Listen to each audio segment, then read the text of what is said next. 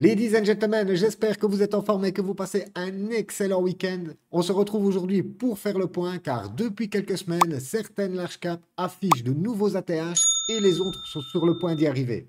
Mais ce qui retient surtout mon attention, c'est l'arrivée de nouvelles cryptos qui explosent littéralement. Je pense à MX Finance, à PubDownFund, à M2.0 et en fin de semaine dernière à Aster. J'ai publié sur mon compte Twitter le 16 septembre sur Aster. Depuis, nous sommes sur un x4. J'ai pris quelques bénéfices. J'ai conseillé à ceux qui sont rentrés en même temps que moi de faire pareil. Et vous allez voir que nous sommes en train de corriger. C'était pareil avec le Pump Down Fund. On a eu une méchante explosion. Là, ça corrige. Et j'ai pris aussi des bénéfices quasi sur les tops. Donc, pour une fois, nous sommes un peu chanceux sur ce coup-là. Tout ça pour vous dire que dans l'écosystème, on les appelle les crypto speedrunners. J'en avais fait déjà une vidéo il y a des mois et je pense qu'aujourd'hui, c'est parfaitement d'actualité. Cela me rappelle énormément l'ancien cycle, quand la Bitcoin dominance a commencé à s'affaiblir et que la cascade s'est enclenchée. Nous voyons pareil sur les données on-chain, l'analyse graphique qui confirme que la rotation de liquidité a déjà commencé et ce depuis avril. Nous avons beaucoup de choses à voir aujourd'hui. Comme d'habitude, n'oubliez pas de lire le disclaimer en description, le petit like qui fait plaisir et let's go! On commence directement par la macro car nous avons encore une semaine bien chargée. Jeudi, nouveau speech de Powell, malgré la déception la semaine passée, enfin la déception, ça n'a fait réagir le marché ni dans un sens ni dans l'autre, mais voilà, tout le monde s'attendait à des annonces énormes. Là, nous sommes sur encore deux baisses de taux d'ici la fin de l'année et une seule en 2026 par rapport à quatre qu'attendaient les analystes. Donc voilà, les chiffres sont importants. Tous les chiffres qui vont sortir d'ici la fin de l'année auront leur poids dans la balance, ça c'est clair et net. Sur ce, je ferme cette petite parenthèse, on va passer directement au vif du sujet. Et pour ça, on enchaîne avec le bubble map. Et vous voyez que si je dézoome sur le monthly, on fait abstraction du daily, du 4 heures et tout ce qui va mal, on peut voir le AVAX qui reprend presque 50%, le Hype 30%, Jupiter presque 10%, le Dodge 20%, Hondo 8%. Et les dernières cryptos qui viennent d'arriver sont littéralement en train d'exploser. Regardez le pump, on avait été chercher plus de 400%, le Aster plus de 1100%, Finance graphique pareil, 800%, le H presque 100%, M2.0 471%, IP plus de 100%, le Crow 56%, Render, vous voyez qu'à peu près toutes les narratives sont en train de se réveiller et les crypto-runners, elles sont en train d'exploser. On va avoir des corrections, bien sûr. Comme vous le savez, on n'a pas des expansions énormes sans avoir des corrections. Mais vous voyez que quand on dézoome en monthly, ça sent bon, les gars. Honnêtement, ça sent super bon. On peut voir aussi que pour octobre, on est déjà à 92% de probabilité pour avoir encore une nouvelle coupe de taux. Donc ça, pas d'inquiétude là-dessus. On passe directement sur le BNB qui affiche déjà son troisième ATH. C'est énorme, du BNB à 1000 $. C'est un truc de fou. Je crois que nous sommes sur du fois 1000 par rapport à la sortie. C'est énorme. Après, on va pas se le cacher, mais il faut pouvoir garder aussi longtemps, surtout sur des altcoins. Quand on parle du Bitcoin, ça va, c'est facile de holder le Bitcoin. L'Ethereum, ça nous donne déjà des grosses sueurs froides. Alors le BNB, Polygon, ADA, AVAX et toutes les autres cryptos, à l'ancien cycle, il fallait avoir des couilles énormes pour les holder. Ça, c'est clair et net. On passe directement sur CZ qui fait beaucoup parler de lui là depuis quelques semaines. Là, il nous affiche un Bitcoin entre 500 000 et 1 million pour ce cycle. C'est c'est juste un truc de malade. Car quand on regarde le PY Cycle, lui nous affiche 194K. Donc voilà, comme je vous l'ai dit, quand on va arriver à la fin, on va avoir des chiffres énormes, des estimations, des targets délirantes. Et c'est là qu'il faudra bien garder son sang-froid et appliquer votre stratégie, peu importe l'euphorie où nous serons à ce moment-là. On passe directement encore sur CZ, voilà, qui fait la promotion de Aster. Si vous ouvrez Twitter aujourd'hui, vous ne voyez que ça. Aster, Aster, Pump Down Fun. Regardez, vous le voyez ici, Pump Down Fun. Et comme je vous l'ai dit dans l'intro, je vous avais fait le tweet le 18 septembre avec toutes les infos en général. On peut voir que beaucoup de whales sont rentrés dessus, des stars comme MrBeast. Et nous avons même beaucoup de gens disent ça va s'écrouler, c'est une hype pendant 2 semaines. Et regardez ici. Aster est la plus grande manipulation de marché que j'ai vue depuis un moment. 96% de l'offre est contrôlée par 6 portefeuilles, probablement une seule entité.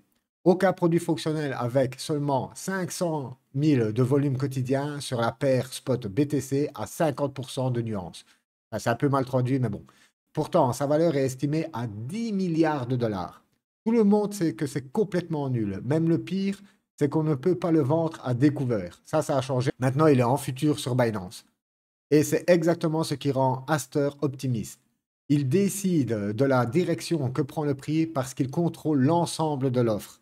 Et oui, souvenez-vous, la semaine passée, Binance s'est mis à mort à shorter l'Ether et d'autres cryptos et on a vu clairement qu'ils en avaient le pouvoir de faire bouger le cours. Alors là, imaginez que, en nous parlant tout de 6 portefeuilles qui appartiennent probablement à une seule entité, et voilà, et c'est exactement ce qui rend Aster optimiste. On peut argumenter toute la journée que le contrôle est une mauvaise chose, mais ce projet est la preuve que cela fonctionne. Voilà pourquoi je vous ai dit, il y a déjà un bail. Souvenez-vous, au tout début de la chaîne, on regardait les tokenomics et tout ça. Et déjà à l'époque, je vous disais, c'est un peu n'importe quoi, car les gens, quand ils ont envie d'acheter, ils ne regardent même pas à ça. Voilà, c'est du FOMO, tout est pure émotion. Voilà pourquoi, dans la vidéo sur mon plan de sortie crypto, les indicateurs sont tous basés sur l'émotion.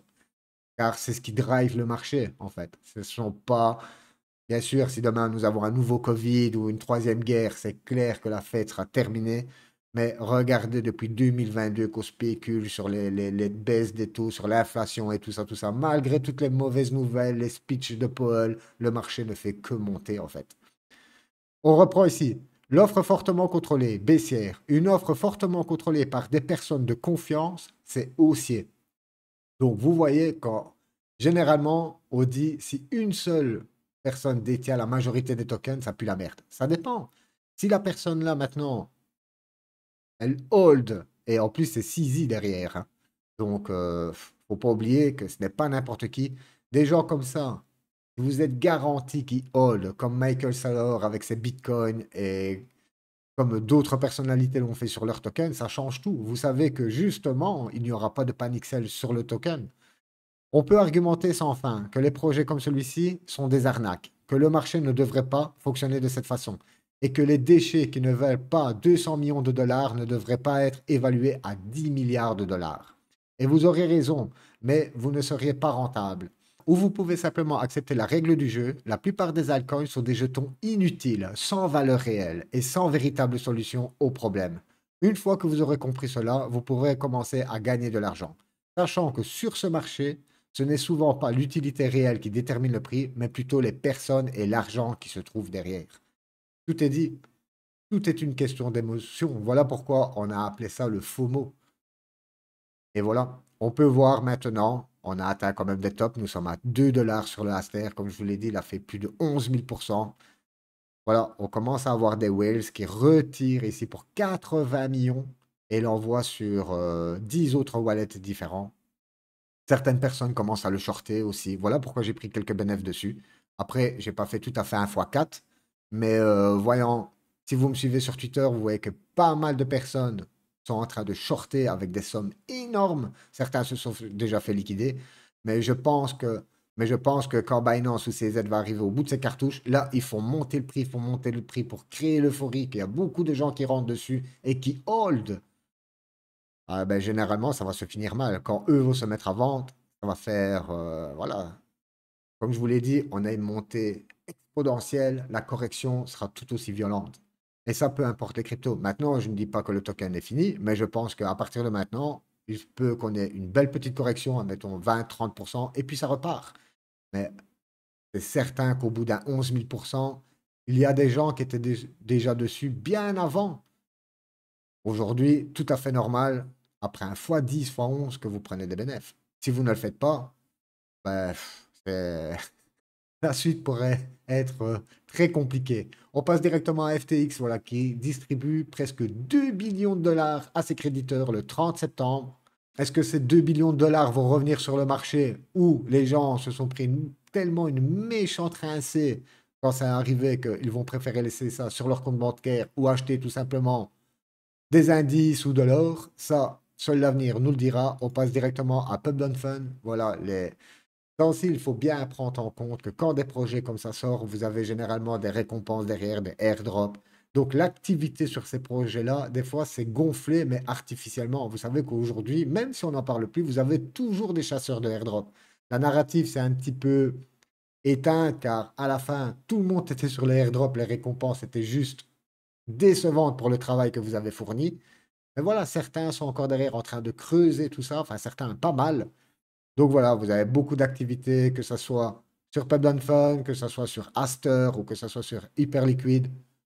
Et c'est tout à fait normal. Hyperliquid, je crois qu'ils vont faire un airdrop là bientôt. Sur ce, on enchaîne encore sur Alex Baker sur Pub Fun, qui a encore lâché 500K. À mon avis, il a reçu du Pub Fun à gogo. Et c'est pareil que généralement, là, depuis, comme je vous l'ai dit, depuis la semaine passée, on voit les gros youtubeurs. Mais là, je vous parle, ceux qui ont plus de 200K d'abonnés. Ils font la promo à crever de Pub Fun et de Aster. Mais ils ont reçu une méchante allocation. Ça, j'en mettrai ma main à couper. Sur ce, fini pour les actualités. On va passer directement sur l'analyse graphique car on a quelque chose de très intéressant. On va revenir un petit peu sur le sujet des crypto speedrunners, mais de l'ancien boule. Sur ce, on commence avec le VIX. Ben, le VIX, trop rien à dire. Voilà, on n'a pas de mouvement sur le VIX. Même l'annonce de la semaine passée de Paul, tout était prévu. La baisse des taux était prévue. Et voilà quoi. Donc, ils préfèrent sauver l'emploi que regarder à l'inflation. Tant mieux, ça nous arrange. Le dollar, pareil, on continue notre petite cascade, excusez-moi, en direction des 94 dollars. L'euro, regardez, magnifique. On avait vu ça la semaine passée. On avait ici un objectif à presque 2. On a été tapé avec une mèche et on est revenu dans la boxe. Donc voilà, l'euro prend un peu de souffle. On passe directement sur le S&P. Regardez ça. Record sur record sur record. Le Nasdaq, pareil. Google, regardez, on avait ouvert un petit gap ici. Boum, ça part. Nvidia qui vient de faire une super transaction là avec en rachetant une bonne partie d'Intel. Intel, le vieux dinosaure, voilà, aujourd'hui reprend un petit peu de vie. Le cours d'Intel, je ne l'ai pas là, mais je pense qu'on a repris quelque chose comme 30%. On a été comblé à un gap qu'on avait eu en 2020, je crois. On passe sur AMD. AMD, toujours pareil. On avait vu la semaine passée, voilà, toujours dans cette construction ici d'épaule, tête-épaule inversée. On construit toujours la deuxième épaule avec un x2 à aller chercher sur AMD. Microsoft, magnifique. Microsoft, on revient sur ce support, on le confirme. Ça a l'air de repartir aussi pour Microsoft. Meta, alors Meta ont un peu déçu là avec la présentation des lunettes, des nouvelles lunettes de Meta et le bracelet. Oh là là, rien ne fonctionnait pendant la démonstration. Ça m'étonne que le cours n'a pas été chercher un peu plus du pétrole. Mais allez voir Zuckerberg, c'était juste magique. On passe directement sur le BTC. Regardez le BTC en weekly. Épaule, tête, épaule. On vient confirmer cette ligne de coup. Ça repart. Le BTC, la dominance. Voilà. On arrive dessus. On est parfaitement sur le support des 57. Ça passe. Ça ne bouge pas. Je suis en weekly. On va augmenter ça. Hop. Voilà, regardez, là, ça fait 1, 2, 3, 4 semaines qu'on travaille, on tape ce support, et vous savez, à force de taper un support ou une résistance, on finit par passer. Mais ce que je voulais vous montrer, je vous l'avais déjà précisé dans d'autres vidéos. Regardez ici, quand nous avons une autre cascade, on a eu le premier décrochage. Regardez, pareil, ici, ça a commencé à travailler pendant plusieurs semaines, et ensuite, boum, jusqu'à la fin. Donc là, c'était plus ou moins le 22 novembre, la fin de cycle, de l'ancien cycle. Certaines cryptos étaient un peu plus loin, hein. Vraiment les small cap, vraiment tout ce qui était dégène, ça a poussé jusque décembre, gros max, après tout s'est cassé la gueule. Mais on peut voir que ici, regardez, ça avait commencé en avril 2021, vous voyez? Mars-avril 2021. Et on a prolongé ça jusque le 22 novembre, ce qui nous donnait 230 jours, plus ou moins. Donc, quelques mois encore. Et regardez, ça, c'est le GMT. Donc, le GMT, si vous avez la crypto, les plus anciens vont s'en souvenir, mais les autres, non. En fait, vous avez le Move to Earn. Vous avez eu plein de narratifs qui étaient sortis à l'ancien boom. On avait le Move to Earn, on avait tout ce qui était Metaverse, on avait eu aussi le gaming, on a eu la folie de la folie, c'était les NFT. Et voilà, ici vous étiez dans les move to Earn, on peut voir que, regardez en mars, vous voyez, mars-avril, la crypto elle est sortie. Ça a été très très vite. Voilà pourquoi on les appelle les speedrunners. On peut voir que de mars, sur 49 jours, vous voyez, c'est 49 jours, regardez ça, 60 000 sur le token. C'est juste, là, on était en pleine euphorie. Et n'oubliez pas qu'à côté de ça, vous avez l'application qui vous permettait d'aller courir et de gagner un SMIC en plus. C'était juste incroyable. On passe directement sur les métaverses et pareil pour les métaverses. Ici, vous avez Sandbox, c'était un des plus gros. On avait Snoop Dogg, on avait plein de stars qui avaient acheté des parcelles. Aujourd'hui, ça vaut plus rien. Enfin, ça vaut plus rien. Regardez, on a une belle correction, mais ça se maintient quand même, les métaverses. Plus personne n'en parle, mais regardez le range que nous avons ici. Enfin, ce n'est pas le sujet. Là, on peut voir que, pareil, nous étions en mars. Et regardez, en mars, on avait déjà eu une méchante correction à l'ancien cycle. Regardez. 84% de correction. OK? Donc, c'était un gros trap. Je ne vais pas le reprendre depuis le début, car vous allez être choqués, mais on va le reprendre depuis là. Et regardez. Au top, on a été chercher un 5800% sur ce token. En réalité, même si vous n'étiez pas en bas, on va regarder depuis le bas. Hein. Regardez ça. 106 000%. Même si vous achetez ici, presque 25 000% sur le token. Et tout ça, c'est fait en 280 jours. Exactement quand la Bitcoin a commencé à dropper hard jusque novembre. Vous voyez ici, je suis... Celle-là, regardez, celle-ci, elle s'est prolongée un tout petit peu, jusque janvier, le 17 janvier. On avait fait un top, mais même si vous vendez ici, vous étiez quasi sur les tops. N'oubliez pas, vous n'allez jamais vendre les tops. Déjà, moi, là, sur le Pub and Fun et Aster, j'ai eu un monstrueux coup de chance. Et c'est même pas un coup de chance. En fait, quand j'ai commencé à faire un fois je me suis dit, allez, je vends déjà mon entrée, et puis on verra si ça corrige, je remets dedans. Et c'est comme ça, en fait, que j'ai pu vendre le top, mais gros coup de chance, en fait. On passe directement sur... donc, que je reviens ici sur le sandbox. Il y en avait plein d'autres de tokens à l'époque, hein, sur que ce soit le metaverse, le gaming, plein, plein. Et les NFT, vous avez des collections énormes qui sortaient, mais c'était incroyable. Donc, on me dit aujourd'hui qu'il y a trop de tokens, mais à l'époque, vous avez vu tous les tokens qui sortaient, tous les NFT, c'était la folie et tout explosait. Et pourtant, c'est pareil. Aujourd'hui, on dit il a plus de tokens. À l'époque, il y en avait moins. Mais à l'époque, il y avait beaucoup moins d'utilisateurs. C'était moins mainstream qu'aujourd'hui. Aujourd'hui, vous dites Bitcoin, tout le monde connaît Bitcoin. En 2020, ce n'était pas le cas. Encore aujourd'hui, beaucoup de personnes ne le connaissent pas. Mais bon, un autre sujet, c'est juste pour vous dire que pour moi, la folie va seulement arriver. On passe directement sur l'analyse. Regardez, si le total 2, on ne le passe jamais, mais regardez. On a fait presque rien. On va agrandir. Mais c'est le début de quelque chose. On vient de casser cette traîne que nous avons depuis 2022, depuis l'ancien bear. Donc voilà, ça se porte magnifiquement bien pour le total 2. Et regardez ici sur le total 3 contre le Bitcoin. Regardez le volume qui rentre. Regardez mes EMA. Je suis en weekly, mais EMA, elle commence aussi à se retourner. Vous voyez? Regardez la M200 qui plonge. C'est exactement ce qu'on veut voir. Et si je mets les volumes profile, je vous l'avais déjà montré, mais je vais vous le remontrer. Regardez le trou que nous avons ici. On va s'affranchir de ça. On va directement aller rechercher les anciens tops. Donc voilà pour les totales. On passe directement sur le Solana. Le Solana, je le passe aujourd'hui car regardez, on avait déjà eu un cross bullish ici avec ma EMA 50 qui est repassée au-dessus de la EMA 200. Et maintenant, ma EMA 50 s'apprête aussi à passer au-dessus de ma EMA 100 que vous voyez ici en bleu. Deuxième signe bullish et on peut voir qu'on va s'établir dans la box des ATH. C'est une question de temps. Pour moi, c'est juste une question de temps. On passe sur le hype. Le hype, on avait vu la semaine passée, voilà, on aurait une potentielle correction. On a été chercher encore un peu plus haut. Là, ça a l'air de corriger. Vous voyez ici, j'ai une bougie d'avalement. Voilà, vous voyez que ma bougie de vente est bien plus grosse que ma dernière bougie d'achat. Donc, c'est une bougie d'avalement. Donc, pour moi, on pourrait déjà aller rechercher le support ici aux alentours de 47 $.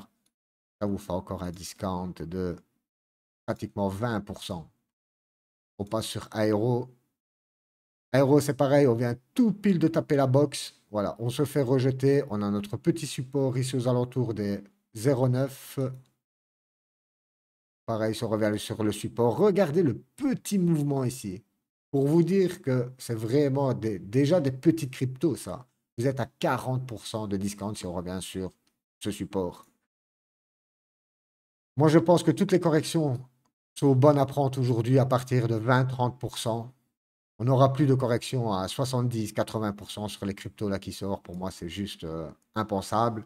Et de plus, quand je vois des anciennes cryptos, je vous en avais déjà fait des vidéos, je les pensais mortes. Elles sont en train de se réveiller aussi. Certaines, j'arrive à l'équilibre. Honnêtement, je pensais que les cryptos là, c'était fini, elles étaient mortes. Par contre, je suis sorti d'OXO. Voilà, le community manager, encore un qui se barrait du projet. Ça va, pas grave. J'ai pris mes pertes. Et mes pertes là, je les ai injectées dans le Aster. Donc voilà pour la petite mise à jour à propos du OXO. Bien dégoûté sur le projet, mais bon, qu'est-ce que vous voulez? Comme je vous l'ai dit, vous n'aurez jamais 100% de vos cryptos qui vont faire des multiples de malades. Sur 100% de votre wallet, vous allez avoir 20 cryptos, 20% de vos cryptos qui vont vous rapporter énormément. Et toutes les autres, soit vous allez revenir à l'équilibre, soit voilà, elles seront mortes et enterrées. Ici, sur Pub Fun, on l'avait vu aussi, magnifique. Regardez, j'ai vendu ici, j'ai récupéré ma mise ici, je vous l'avais dit la semaine passée. Et regardez, je vous avais dit, on va aller sûrement revisiter le support, c'est exactement ce qu'on a fait. Et pareil, ça nous fait un petit discount de 22-23%. Moi, je vais réinjecter ce que j'avais pris ici. J'attends de voir comment le support réagit. On a déjà méché juste en dessous. Là, on a l'air de clôturer juste au-dessus. Donc voilà, pour l'instant, ça sent bon. On passe directement sur le Aster. Le Aster, je l'ai là. Et regardez le truc de malade. Je n'ai même pas toute la donnée, hein. Mais rien que chez ici, on avait été chercher presque 600%. Il a fait le double. C'est parce que je n'ai pas la donnée. Regardez le peu de volume qui rentre ici. OK? Là, c'est la machine marketing qui se met en route. Tous les gros influenceurs, CIS et tout ça, nous balancent. Pareil pour Pub Fun, ça a été exactement la même histoire avec les mêmes youtubeurs. Et regardez le volume, le gros volume rentre seulement après dans la montée. Donc, tout le gros volume rentre ici et maintenant ça commence à corriger.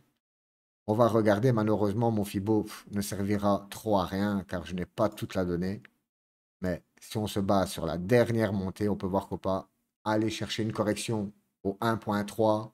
Max pour moi, les 61.8, voilà, ça reste toujours la correction de référence au 0.95. Et voilà, ça vous fait quand même un discount de... Déjà là, vous êtes sur 24% pour l'instant de discount. Si on va rechercher les 0.5, 43% de discount et 50%, ça me paraît un peu gros, mais bon, on ne sait jamais. Vu l'envolée, aller rechercher les 0.9, pour moi, c'est pas déconné. Ça vous fait 50% de discount. N'oubliez pas que nous n'avons pas la donnée ici. Sur ce, ladies and gentlemen, je pense que nous avons fait le tour de la situation. Nous avons vu, et petit rafraîchissement de mémoire, qu'est-ce que les crypto speedrunners? Si vous ne le savez pas, je suis content de vous avoir appris quelque chose. Grosse semaine qui arrive avec leurs chiffres économiques qui sont pourris jusqu'à la moelle. Mais bon, pas le choix, nous devons passer à travers ça. Comme d'habitude, si vous avez la moindre question, projet à analyser ou peu importe, droppez ça dans les commentaires. Moi, ça me fait toujours super plaisir de vous lire. On se retrouve mi-semaine, dire d'avoir quelques chiffres, quelques données à analyser. Sur ce, moi, je vous souhaite un excellent dimanche. Bye bye.